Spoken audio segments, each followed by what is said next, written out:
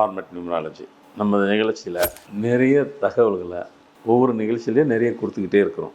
அதை நம்ம உலகம் ஃபுல்லாக எல்லோரும் ஃபாலோ பண்ணி தங்களுடைய பர்சனல் லைஃப்பில் எல்லாத்தையும் அதை அப்ளை பண்ணுறாங்க.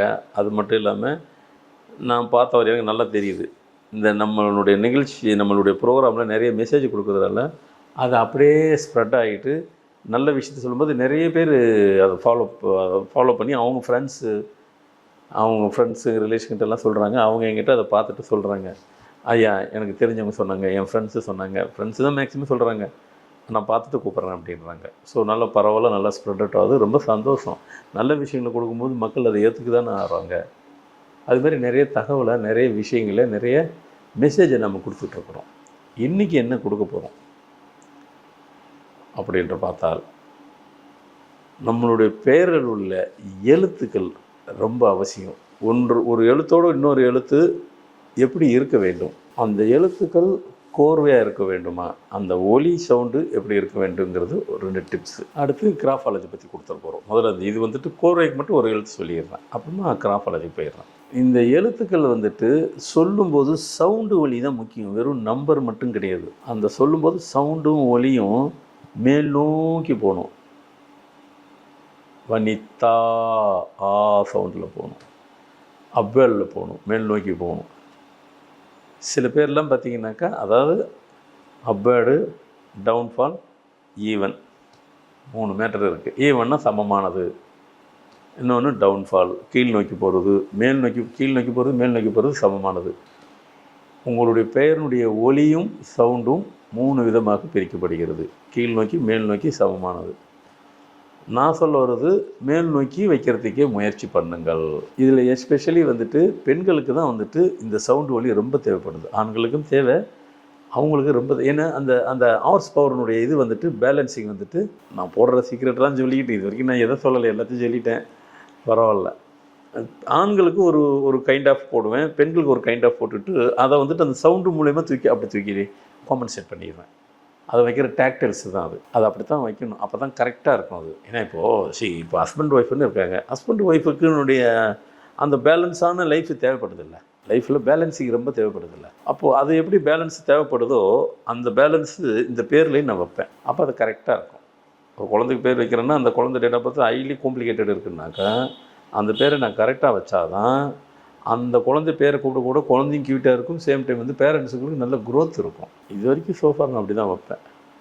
ஸோ இப்போது அந்த ஒரு டிப்ஸை இப்போ புரிஞ்சிருக்கும். 3 கைண்ட் ஆஃப் சொல்லிட்டேன். அடுத்து கிராஃபாலஜி. இந்த கிராஃபாலஜி அப்படின்னாக்கா நாம் கையெழுத்து போடுறோம், நாம் போடுற கையெழுத்து தான் நம்மளுடைய தலையெழுத்து. நம்மளுடைய தலையெழுத்தை நிர்ணயம் பண்ணுறது நாம் போடுற கையெழுத்து தான். நம்ம கையெழுத்து அவ்வளோ முக்கியம் பெறுகிறது, அவ்வளோ இம்பார்ட்டன்ஸ் எல்லாத்துக்கும். அதனால் கையெழுத்தை ரொம்ப கேர்ஃபுல்லாக போடுங்க. இந்த கையெழுத்து எப்படி அதுக்கு பேர் வைக்கிறது ஒலி சவுண்டு முக்கியம் சொன்னணும், அதேமாரி கையெழுத்து வந்துட்டு அப்படியே இப்படி போகும், மேல் நோக்கி கையெழுத்து இருக்கணும். கையெழுத்தை நீங்கள் போட்டுட்டு அப்படியே சுற்றிட்டு கடைச்சி அப்படி போட்டு அப்படி கீழே அப்படி இறக்கி, சில பேர் இப்போ மேக்ஸிமம் சில பேர் இப்படி போட்டு அப்படி எடுத்துகிட்டு வருவாங்க. அப்படி எடுத்துகிட்டு அப்படி ரிட்டன் வந்தீங்கன்னாக்கா வாழ்க்கை மேலே போயிடுச்சு, உயர்ந்து போய் திருப்பி கீழே பின்னோக்கி சென்று கொண்டு இருக்கிறது. இதில் சில பேருக்கு இப்படி கையெழுத்து போட்டு இப்படி எடுத்துகிட்டு வருவாங்க, சில பேர் இப்படி கையெழுத்து போட்டுட்டு இப்படி எடுத்துகிட்டு போடுவாங்க. அப்படின்னாக்கா இப்படி போட்டு இப்படி எடுத்துட்டுனாக்கா நல்ல மீடியத்துக்கு அடுத்து இந்த கிளாஸு சொல்கிறோம் இல்லையா, middle class, upper middle class, அப்புறமா ரிச் அப்படின்றதும் இல்லை, இது அப்பர் மிடில் அந்த கிளாஸுக்கு போயிட்டு கீழே இறங்கி வந்துடும். இப்படி ரிட்டனே வரக்கூடாது. சில பேர் இப்படி கையில் போட்டு இப்படி போட்டேன்னாக்கா சடன் ராக்கெட் வேகத்தில் மேலே போயிட்டு ராக்கெட் வேகத்தில் திருப்பி ரிட்டன் பேக் டு ஃபெயிலியர் எடுத்து வாழ்க்கை பின்னோக்கி சென்று கொண்டு இருக்குது. சென்று கொண்டு இருக்கிறது அர்த்தம். அப்போ எந்த சுச்சுவேஷன்லும் 45 டிகிரிக்கு குறைவில்லாமல் கையெழுத்து அப்படி மேல் நோக்கி போடுற மாதிரி இருக்கணும்.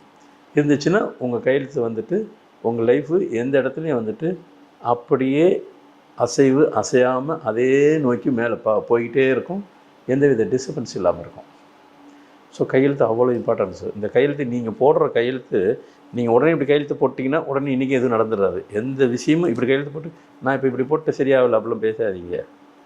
இன்னைக்கு கையெழுத்து போட்டு தொடர்ந்து போட்டிங்கன்னா அது நடந்துடும். இந்த கையெழுத்தை தொடர்ந்து பல மாதங்கள் பல ஆண்டுகள் போட்டிங்கனாக்கா உங்களை கொண்டு போய் நிப்பாட்டிடும். சரியாக இருந்தால் சரியான இடத்துக்கு கொண்டு போய் நிப்பாட்டிடும். தவறுதலாக இருந்தால் தவறான எந்த இது இருக்கோ அந்த கையெழுத்து எப்படி இருக்குதோ அதை கொண்டு போய் அந்த இடத்துல போய் நிப்பாட்டிடும். அதனால் ஒரு கையெழுத்து நான் 10 நாளில் போட்டேன் ஆயிடுச்சு இல்லைன்னு சொல்லாதீங்க. தொடர்ந்து போட்டிங்கன்னா அந்த வைப்ரேஷன் உங்களை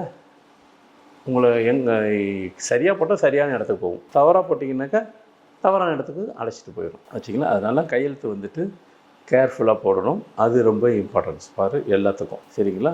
ஓகே, நீ கொடுத்த தகவல் அனைவருக்கும் நல்லா யூஸ்ஃபுல்லாக இருக்குன்னு நினைக்கிறேன். நன்றி, வணக்கம். இந்த வீடியோ உங்களுக்கு பிடிச்சிருந்தா லைக் பண்ணுங்கள், கமெண்ட் பண்ணுங்கள், ஷேர் பண்ணுங்கள், சப்ஸ்கிரைப் பண்ணுங்கள்.